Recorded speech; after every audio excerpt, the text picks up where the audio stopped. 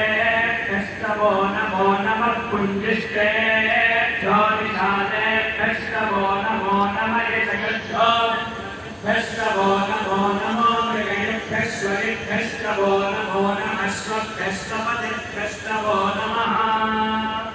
नमो भवाय च रुद्राय च नमः सर्वाय च पशुपतये च नमो नीलग्रीवाय च नितिकण्ठाय च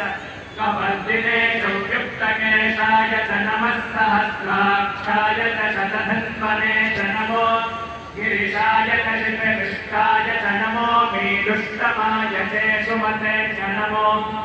ह्रस्वाय च वामनाय च नमो बृहते च वरशीर्यसे च नमो वृद्धाय च संवृद्धने च नमो अग्र्याय च प्रथमाय च नमः चिराय च नमः शीघ्रियाय च शेभ्याय च नमः ऊर्ध्याय च वस्वन्त्याय च नमः स्रोतस्याय च दीप्त्याय च नमो ज्येष्ठाय च कनिष्ठाय